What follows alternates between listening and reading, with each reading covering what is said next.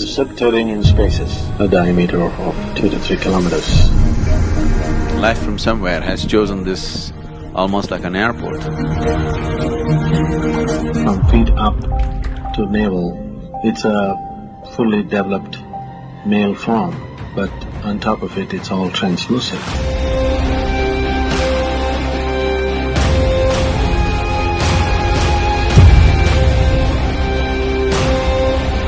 His problem was he could enter the solar system only at certain times.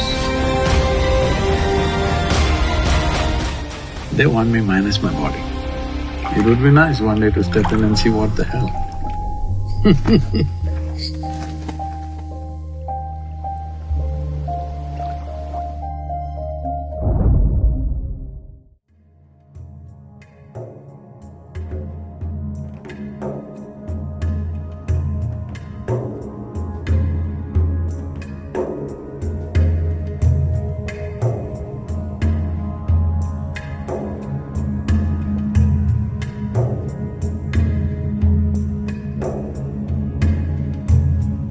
From here on, whatever I speak is just conjecture and legend.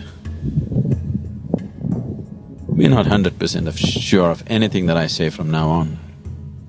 We're just looking at it.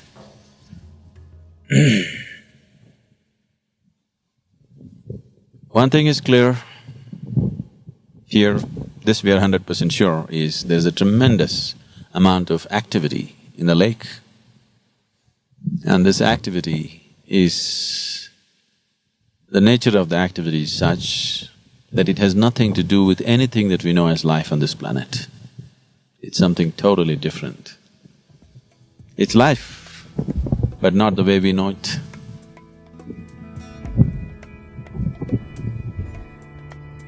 I wouldn't call Manasarovar a spiritual place because spirituality is out of human being.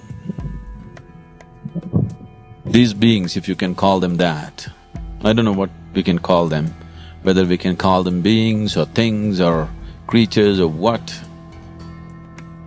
We have no words for things or happenings which don't belong to our realm of experience. They don't belong to anything that we know as life. So for now, due to lack of words, we'll call them beings. Their nature is nothing to do with who we are and what we are, on this level at least. So this is not really a spiritual place, but somehow life from somewhere has chosen this almost like an airport. They're just landing, taking off, landing, taking off at a tremendous pace. This is just crazy. This doesn't stand to any reason. Why for millions of years, one particular spot on the planet has been used by life which doesn't belong here? Why? And why the same place? And why for so long?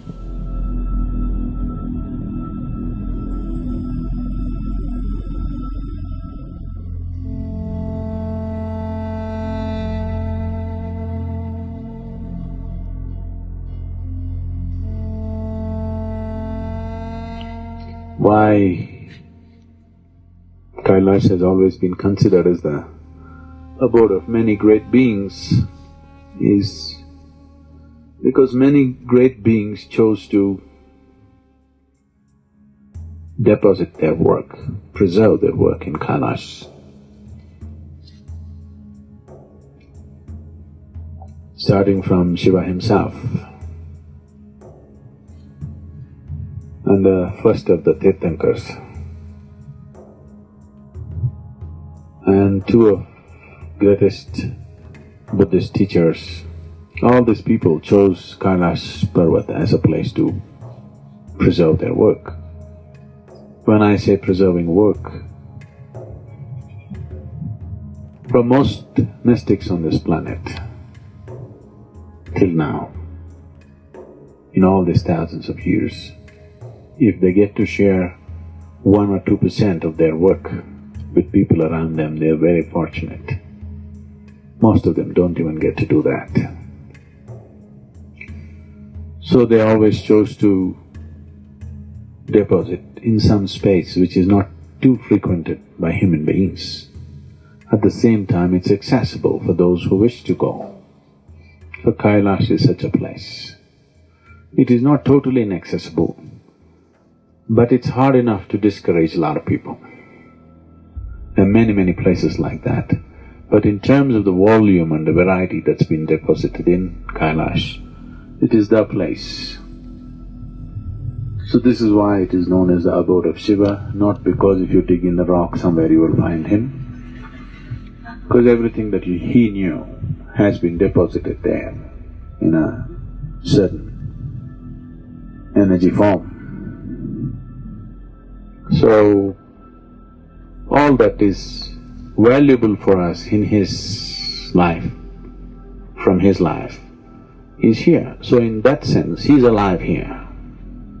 He's still living here because in an energy form he's alive. Many beings are alive there. But you should not go about imagining, because the first thing that happens to people who go to Kailash and Manasarovar and come is they looked up in the sky, you see that? Shiva and Parvati. Don't miss the bull.